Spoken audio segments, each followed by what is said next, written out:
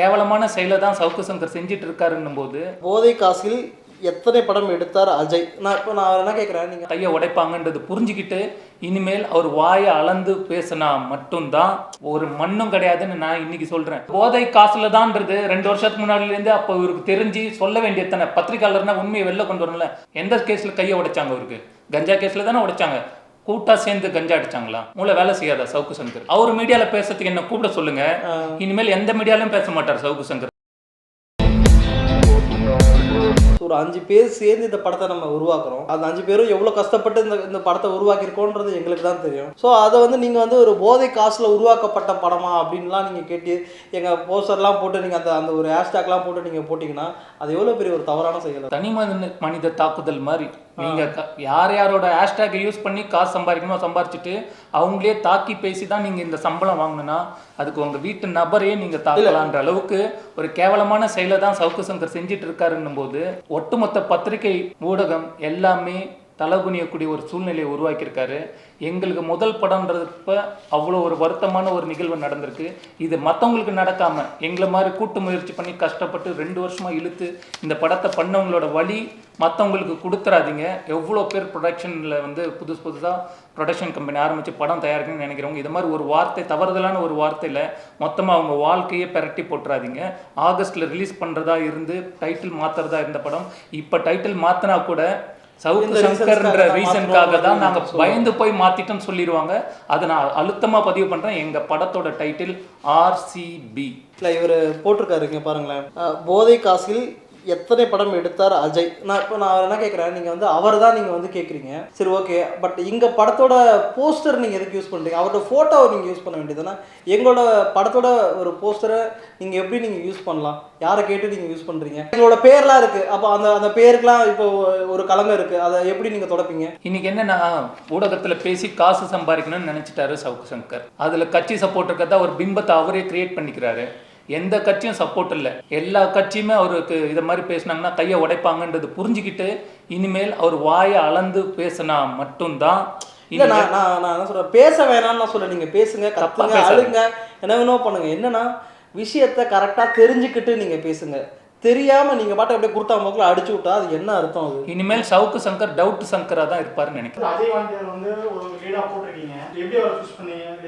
Brother, படம் இப்போ அஜய் வாண்டியர் இப்பதான் ரீசெண்டா அரசா இருக்காங்க. ஒரு 1 வீக், எனக்கு தெரிஞ்சு ஒரு 1 வீக் ஒரு 2 வீக்ஸ் இருக்கும். அதுக்குள்ளதான் இந்த படம் எத்தனை வருஷத்துக்கு முன்னாடி 2 இயர்ஸ் முன்னாடி நாங்க ஸ்டார்ட் பண்ண படம். எப்ப நாங்க ஸ்டார்ட் நாங்க இந்த படத்துல மொத்தம் ஒரு 5 ஹீரோஸ். இந்த படத்துல 5 ஹீரோஸ்ல அவரும் ஒரு லீடு. சோ அப்போ நீங்க தப்பா ப்ரொஜெக்ட் பண்ணக்கூடாது. அதாவது அந்த படத்துல நடிச்சிருக்க அஜய் வாண்டியார் அவர்களுடைய ஒய்ஃப் அபூர்வா ராவ் பிக் பாஸ்ல ஒன் ஆஃப் த இது அனன்யான்னு இருந்தாங்க.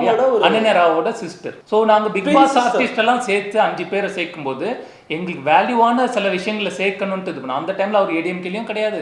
அந்த டைம்ல இந்த மாதிரி விஷயம் நடக்கும். 2 வருஷத்துக்கு முன்னாடி யாருக்காது என்ன யூகமா தெரியும்? ஏதோ ஒரு விஷயம் நடந்ததை பிடிச்சி ஒட்டுமொத்த எங்க பிசினஸையும் தடைப்படத்துக்கான ஒரு விஷயத்தை பண்ணிட்டீங்கல்ல. ஸோ இப்படி இருக்கும்போது நாங்க எங்க போய் சொல்ல? அடுத்த படத்துக்கான ப்ராசஸ் போயிட்டு இருக்கு. அந்த படத்துலயுமே 5 பிக் பாஸ் வின்னர்ஸ் வச்சு நாங்க பண்ணலாம்னு பிளான் போயிட்டு இருக்கோம். என்ன சொல்றாருன்னா, போதை காசு வச்சு நீங்க படம் எடுத்துருக்காரு அப்படின்னு ஆதாரத்தோட பேசுறேன்னு சொல்றீங்க. ஆதாரத்தோட எந்த வருஷம் போஸ்டர் போட்டிருக்காருன்னு பார்த்துட்டு பேச. எப்போ அரெஸ்ட் பண்ணாங்க, எப்போ போஸ்டர் போட்டிருக்காங்க, நாங்கள் இதை டைட்டில் மாத்திரம் கொஞ்சம் கொஞ்சமாக சிறுக சேர்த்து வச்ச எங்களுக்கு உங்களோட சப்போர்ட்டே இல்லைன்னா சவுக்கு சங்கருக்கு சப்போர்ட்டாக தான் சில மீடியாஸு பயந்து அவர் பேரை சொன்னாலே பயந்து கதறீங்கல்ல. அவருக்கு கட்சி இருக்கு, சப்போர்ட் இருக்குன்னு தானாவே பேசுறீங்களே. ஒரு மண்ணும் கிடையாதுன்னு நான் இன்னைக்கு சொல்றேன். 2 வருஷத்துக்கு முன்னாடி வந்த போஸ்டர் அவர் போட்டிருக்காரு, பாருங்க, உள்ள பாருங்க. அவரோட காசுல அதாவது அவர் போதை காசுல தான்ன்றது 2 வருஷத்துக்கு முன்னாடில இருந்து அப்போ இவருக்கு தெரிஞ்சு சொல்ல வேண்டிய தானே. பத்திரிகையாளர்னா உண்மையை வெளில கொண்டு வரல. அப்பயே போதை அவருக்கு தெரியும் சொல்ல வேண்டிய தானே. இவரே கஞ்சா கேஸ்ல உள்ள போனவர் தானே. எந்த கேஸ்ல கையை உடைச்சாங்க? அவருக்கு கஞ்சா கேஸ்ல தானே உடைச்சாங்க. கூட்டா சேர்ந்து கஞ்சா அடிச்சாங்களா? அதனாலதான் இவர் பேசுறாரா? எங்க படத்துல நடிச்சவர் ஒன் ஆஃப் த பார்ட். அவர் மெயின் லீட் எல்லாம் கிடையாது, அவரும் ஒரு லீட். அதுல எங்களுக்கு ஒரு ஜென்யூன் டைப் ப்ரோ வருவாரு. யாருக்கு எந்த தொல்லை? எங்களுக்கு நல்ல ஹெல்ப் பண்ணியிருக்காரு. பைசாக்காக அவஸ்தப்படுற ஆளும் கிடையாது. நாங்க கொஞ்சம் கொஞ்சமா தான் போட்டு விட்டுருக்கோம். அவ்வளோத்துக்கும் கோஆபரேட் பண்ண ஒரு மனுஷன் இந்த மாதிரி விஷயத்துல ஆயிட்டாருன்றதுக்காக அதை பயன்படுத்தி எங்க பிசினஸ் மொத்தமா முடிக்கிறது. இந்த காசுல தான் நாங்க பண்ணோம்னா ப்ரொடியூசர் நாங்க, எங்க கிட்ட நீங்க கேட்டிருக்கணும். எங்க கிட்ட கேட்க வேண்டிய விஷயத்த விட்டுட்டு ஒட்டுமொத்தமா மீடியாக்கே சொல்ற மாதிரி போதை காசுல படம் பண்ணிட்டாங்கன்னு.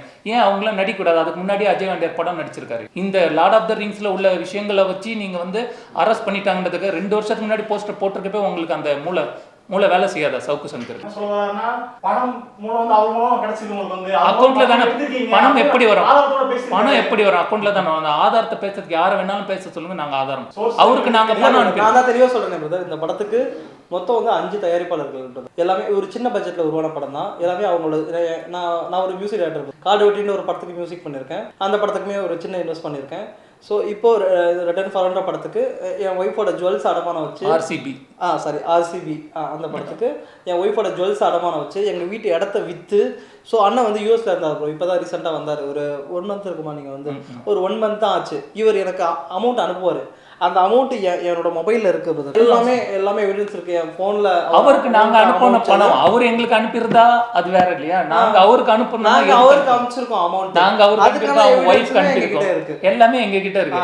சும்மா அடிச்சு விடல, பத்திரிக்கை ஃப்ரீயெல்லாம் பண்ணலாம். அவங்களுக்குமே சம்பளம் கொடுத்துருக்கோம் பிரதர். பெர் டேக்கு இவ்வளோன்னு சொல்லி போட்டு அவங்க எத்தனை நாள் வந்திருக்காங்களோ அத்தனை நாளுக்கு என்ன நிரூபணம் பண்ணணும் எல்லாமே நாங்க சமர்ப்பிக்க ரெடியா இருக்கோம். ஆனா சல்லித்தனமா சங்கர் அவர்கள் போதை காசுல எடுத்த என்ன சொல்றாங்கன்னா உங்களுக்கு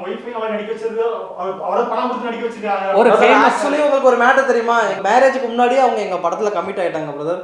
எங்க படத்துக்கு அப்புறம் தான் அவங்க கல்யாணமே பண்ணாங்க. கல்யாண வருஷம் பாருங்க, போஸ்டரோட சர்ச்ச பாருங்க, இதெல்லாம் இயற்கையாவே வந்துச்சு. ஆனா அவங்க ஃபேமஸா இருந்தாங்க.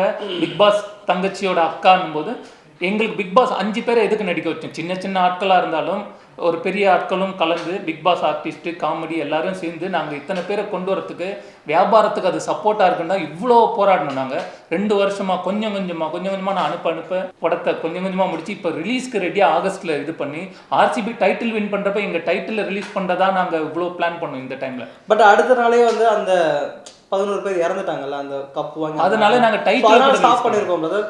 ஸோ அதுக்குமே நாங்கள் ஒரு ப்ரொமோஷனல் வீடியோ ரெடியாக வச்சிருப்போம். நாங்கள் அந்த ப்ரொமோஷனல் வீடியோவில் தான் டைட்டில் அனௌன்ஸ் பண்ணணும்னு நாங்கள் நினைச்சோம். பட் இந்த சிச்சுவேஷன்ஸில் எங்களுக்கு அனௌன்ஸ் பண்ண வேண்டிய ஒரு சூழல். ஆர்சிபி ஒரு என்டர்டைன்மெண்ட்டான படத்தை இவ்வளோ சீரியஸான விஷயத்த பேச வச்ச சவுக்கு சங்கர் நாங்க என்ன சொல்றது? அவர் ஆதாரத்தோட பேசுறது ஆதாரத்தோட இங்க பக்கத்துல ஒரு சேர் போற பேசினா இனிமேல் எந்த மீடியாலையும் பேச மாட்டார் சவுக்கு சங்கர். அவர் மீடியால பேசுறதுக்கு என்ன கூப்பிட சொல்லுங்க. இனிமேல் எந்த மீடியாலையும் பேச மாட்டார் சவுக்கு சங்கர். நான் சொல்லி வைக்கிறேன், சவுக்கு சங்கர் மரியாதையோட சொல்லி. ஆமா, அவர் மூளை இல்லாதவர்ன்றதை நாங்க நிரூபணம் பண்ணதுக்கான வாய்ப்பா எடுத்து இப்படி பொய் பொருளிய சொல்லி கஷ்டப்பட்டு மேல முன்னேறணும்னு நினைக்கிறவங்கள இப்படி கவுத்து விட்டுட்டாரு. மான நஷ்ட வழக்கு. இந்த படம் பிசினஸ் ஆகாததுக்கான காரணம் இவரு. எங்களை கேட்காம அனுமதி இல்லாம போட்டதுக்கு மன்னிப்பு கேட்கணும், அந்த போஸ்டை நீக்கணும். இல்லைன்னா சவுக்கு மீடியால கேளுங்க, கூப்பிடுங்க, நான் சவுக்கோட ரெடியா வரேன். சவுக்கு ரெடியான்னு கேளுங்க, என்ன ப்ரூஃப் வேணும்னு கேளுங்க. ப்ரூஃப் அவராக உருவாக்கிடுவார்னா எல்லாத்தையும் தான் பேசுறாரு. வேண்டாம், நான் எதனா அப்புறம் வந்து ஆதங்கத்துல நாங்க பேசுறோம் ஆயிடும். மரியாதையும் கொடுக்குறேன், மரியாதை இல்லைன்றதையும் வான் பண்றேன். இல்ல இவங்களை பொறுத்தவரைக்கும் என்ன தெரியுமா, ஓப்பனா சொல்றேன். நான் என்ன கேட்கிறேன், அஜய் வாண்டியர்ன்றவர் இப்பதான் ரீசெண்டா வந்து அரெஸ்ட் பண்ணிருக்காங்க. இதுக்கு முன்னாடி அஜய் வாண்டியர் இருந்தாரு. ஸோ அப்பெல்லாம் அவரை பத்தி பேச வேண்டியதுன்னா, இப்போ இந்த யூடியூப் இவங்களை பொறுத்த வரைக்கும் என்ன ஒரு விஷயம்னா, கரண்ட்லி ட்ரெண்டிங்ல என்ன விஷயம் இருக்கு அதை பத்தி பேசினாதான் நம்மளை பார்ப்பான் அப்படின்ற ஒரு ஸ்ட்ராட்டஜியை உருவாக்கி அவங்க யோசிச்சு வச்சுக்கிறாங்க. இதனால யார் ஸோ இதெல்லாம் இதில் அவங்க பண்றதுனால வியூஸ் போகுது, அவங்களுக்கு காசு கிடைக்குது. ஸோ இதனால பாதிக்கப்படுறது யாரு? அப்போ நான் என் ஒய்ஃபோட ஜுவல்லாம் வச்சு எங்கள் வீட்டு இடத்த வச்சு நான் 4 பேர்ட்ட நான் காசு வாங்கி நான் படம் பண்ணுறேன். அப்போ நான் முட்டாள், நான் பைத்தியக்காரன். நீ வந்து ஒரு ரூமில் ஏசியை போட்டு உட்காந்துட்டு ஒரு கேமரா வச்சுட்டு நீ வந்து என்ன வேணா பேசுவ, வீடியோ போடுவேன், அதை வச்சு நீ சம்பாரிச்சு சாப்பிடுவேன். அப்போ நான் பார்த்துட்டு நான் எப்படி நான் வேடிக்கை பார்ப்பேன்? இது கண்டிப்பாக உதயநிதி ஸ்டாலின் அவர்கள் சினிமாவில் பெரும் பொசிஷனில் இருக்கக்கூடியவர். அவர் சப்போர்ட் பண்ணி இந்த விஷயத்தை திரும்ப அவர் எதுவும் பண்ணாதப்பயே அவர் கையை உடைச்சது இவருன்னு பேரை கொண்டு போன அவருக்கு திரும்பவும் எதை உடைக்கணுன்றதுக்கு இது ஆதாரத்தோட தேவையில்லாத விஷயமா கொண்டு போயிடாதீங்க. அதனால மரியாதையா பேசக்கூடிய விஷயத்த கரெக்டா பேசி முடிச்சு இதை சுமூகமா நீங்க மன்னிப்பு கேட்டு இந்த விஷயத்தை எங்க சைடு நாங்க என்ன டிமாண்ட் வைக்கிறோம்னா, அந்த போஸ்டர் டெலீட் பண்ணணும். யூடியூப்ல எங்களை பத்தி பேசுனது அந்த வீடியோஸ் அவங்கள பத்தி பேசிருக்காங்களோ, நீங்க யாரை பத்தி வேணா பேசுங்க, அதை பத்தி எங்களுக்கு கவலையே கிடையாது. போஸ்டர் நீங்க யூஸ் பண்ணிருக்கீங்க, அந்த போஸ்டர் ரிமூவ் பண்ணணும். எங்களோட இது அவ்வளவுதான். நான் உங்ககிட்ட சண்டை போடணும், உங்களை இது பண்ணணும், அதெல்லாம் எங்களோட தேவையே மன்னிப்பு கேட்கணும். கண்டிப்பா மன்னிப்பு கேட்கறோம். கண்டிப்பா நாளைக்கு போட்டுட்டு போஸ்டர் ரிமூவ் பண்றதா இருந்தா சவுக்கு சங்கர் இதே தப்ப தானே நாளைக்கு பண்ணிட்டு இருப்பாங்க. கஷ்டப்படுறவங்களுக்கு தானே அந்த கஷ்டம் தெரியணும். நீ கஷ்டப்படாம ஏசியில உட்காந்துட்டு இஷ்டத்துக்கு உன் வார்த்தையை பேசிட்டு அந்த ட்ரெண்டிங்ல உள்ள விஷயத்த பேசிட்டு மரியாதை நீடிக்கணும்னா நான் சொல்ற விஷயத்த கொஞ்சம் காசு போட்டவனுக்கு தான் அதோட வழி தெரியும்.